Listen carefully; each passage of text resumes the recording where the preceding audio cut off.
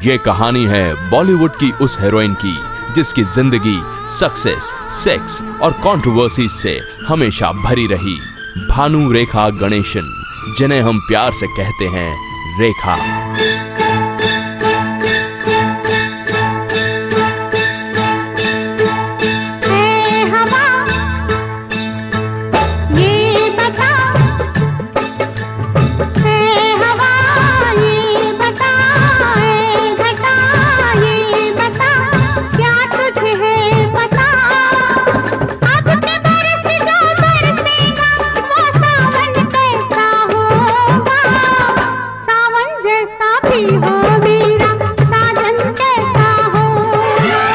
बॉलीवुड में 70 के दशक की सेक्स सिंबल रेखा का बचपन भी कंट्रोवर्सी से अछूता नहीं रहा। उनके पिता तमिल फिल्म इंडस्ट्री के सुपरस्टार रहे जेमिनी गणेशन और उनकी माता तेलुगु फिल्म इंडस्ट्री की एक्ट्रेस रहीं पुष्पावली।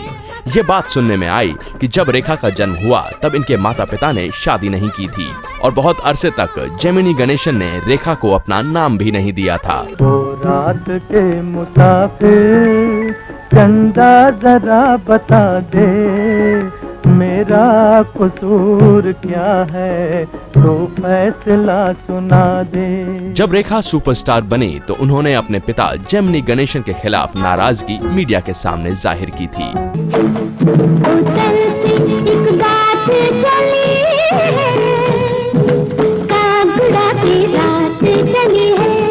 रेखा ने भले ही बड़ी आसानी से फिल्म इंडस्ट्री में एंट्री ले ली थी। उनकी फिल्म सावन बहादुर बॉक्स ऑफिस पर हिट भी रही, लेकिन बहुत सारे लोग इंडस्ट्री में उन्हें पसंद नहीं करते थे। रेखा ने अपने एक इंटरव्यू में यह भी बताया था कि लोग उन्हें अगली डकलिंग ऑफ फिल्म इंडस्ट्री कहते थे, क्योंकि वो दौर था जब रेखा डार्क और काफी चबी नजर आती थी। तेरे बिना जिया जाए ना, तेरे बिना जिया जाए ना, बिन तेरे बिन साजना, सांस में सांस आए ना। हर सुपरस्टार की तरह रेखा को भी इंतजार था एक राइट टर्न का, और वो टर्न उनकी जिंदगी में आया जब उन्होंने पहली बार अमिताभ बच्चन के साथ फिल्म दो अनजाने में काम किया।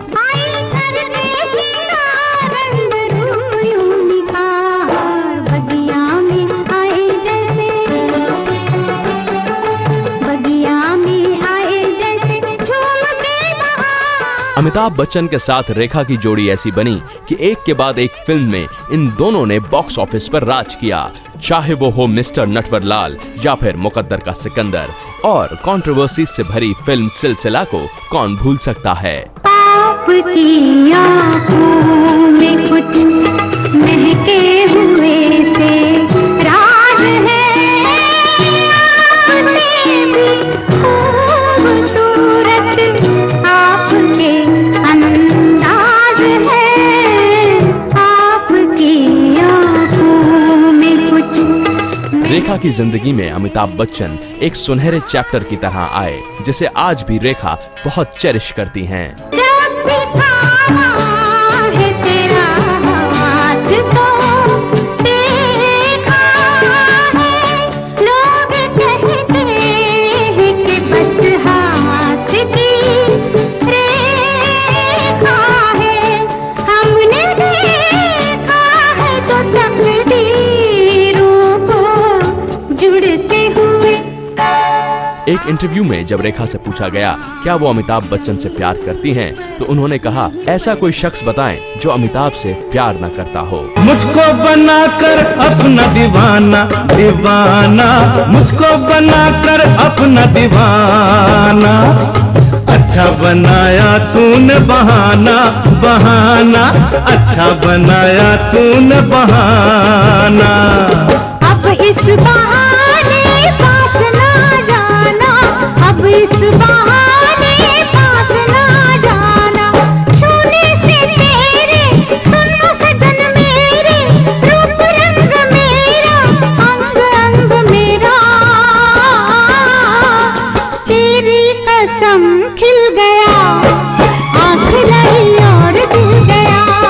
रेखा और अमिताभ बच्चन का सो कॉल्ड अफेयर सुर्खियों में बहुत बरसों तक रहा और आज भी किसी भी अवार्ड फंक्शन में मीडिया की नजरें अमिताभ और रेखा पर ही रहती हैं। नदिया से दरिया, दरिया से सागर,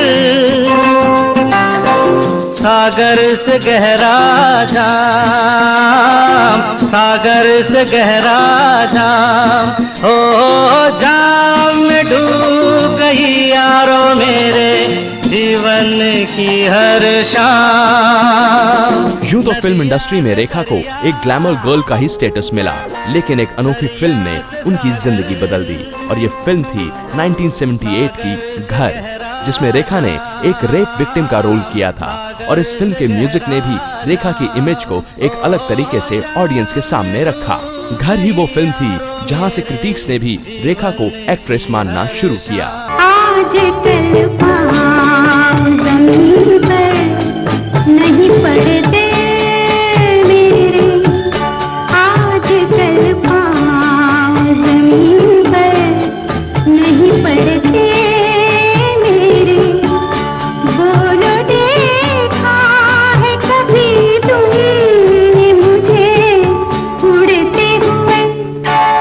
फिल्मी पत्रकारों ने रेखा की निजी जिंदगी को अपनी फिल्मी मैगजीन्स में खूब उछाला और रेखा इससे काफी आहत भी रहीं, लेकिन खूबसूरत जैसी फिल्म करने के बाद वो क्रिटिक्स भी शांत हुए। तब मैं किसी से प्यार करूंगी, तब 16 सिंगार करूंगी, मुख देखूंगी मैं जिसमें वो दर्पण कैसा होगा, दर्पण जैसा भी हो मेरा साजन कैसा होगा।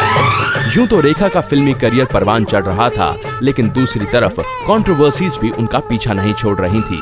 अमिताभ बच्चन के साथ सो कॉल्ड अफेयर के बाद उनकी शादी बिजनेसमैन मुकेश अग्रवाल के साथ हुई और शादी के कुछ अरसे के बाद रेखा के पति मुकेश अग्रवाल ने रेखा के ही दुपट्टे से लटककर फांसी लगा ली थी। जब भी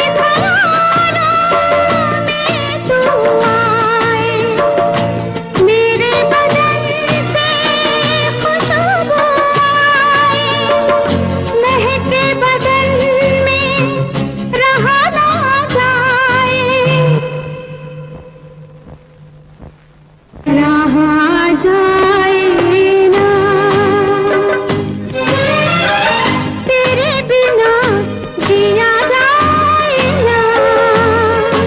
गम और खुशी की लहरों पे चलती रेखा फिल्म इंडस्ट्री में अपने कदम जमाती जा रही थी और एक अनोखी फिल्म उनकी जिंदगी में आई जिसने रेखा की इमेज पूरी तरह से बदल दी। ये फिल्म थी मुजफ्फर अली की उमराव जान, जिसमें रेखा ने एक मुजरे वाली का किरदार निभाया और उस फिल्म को याद करते हुए रेखा ने अपने एक इंटरव्यू में ये भी कहा था कि जब उमराव जान की स्क्रिप्ट उनके सामने रखी गई तो उन्हें उमराव जान के चरित्र में अपनी छवि नजर आई। उमराव जान के बाद रेखा की ऐसी इमेज बनी कि हर दूसरी फिल्म में लोग उन्हें मुजरे वाली के रूप में देखना चाहते थे, लेकिन रेखा उन चुनिंदा एक्ट्रेसेस में से हैं जिन्होंने कमर्शियल फिल्म्स के साथ साथ पैरेलल सिनेमा में भी अपना सिक्का जमाया। श्याम बेनेगल की कलयुग और गिरीश कर्नाड की उत्सव में उनकी भूमिकाएं कौन भूल सकता है। कोई मेरे साथ चले ना चले, मुझे कोई साथी मिले ना मिले, पर जाना है जरूर कहीं दूर, जहाँ मेरे सपनों का प्यार बने। 80 के दशक में रेखा को एक्शन हीरोइन भी कहा जाने लगा। कुछ ने तो उन्हें लेडी अमिताभ का खिताब भी दिया था। उनकी फिल्म्स जैसे फूल बने अंगारे या फिर खून भरी मांग में रेखा ने अपने एक्शन का जौहर भी दिखाया।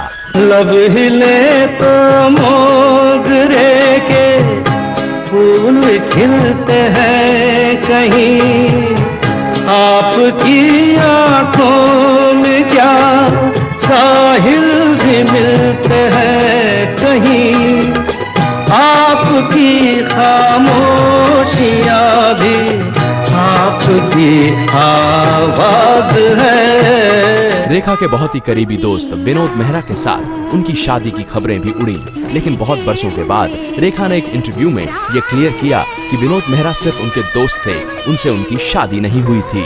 फिर वही रात है फिर वही रात है ख्वाब की। बदलते वक्त में जहां बड़ी से बड़ी हीरोइन पिछड़ गईं, वहीं रेखा आगे बढ़ती गईं। चाहे वो फिल्म कोई मिल गया हो या फिर क्रिश या श्याम बेनेगल की फिल्म जुबैदा, एक रेखा के अनेक रंग हिंदी फिल्म इंडस्ट्री पर पूरी तरह छाए रहे। घर से चली थी मैं एक दिन शाम को,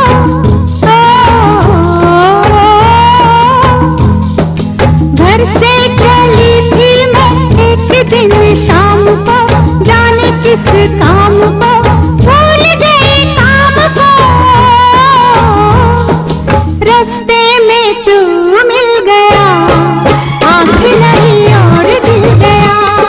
अपनी जिंदगी की तमाम कंट्रोवर्सी से लड़कर रेखा ने एक अलग इमेज बनाई। आज भी कांजीवरम साड़ी पहने रेखा किसी परी से कम नहीं लगती। आँख नहीं और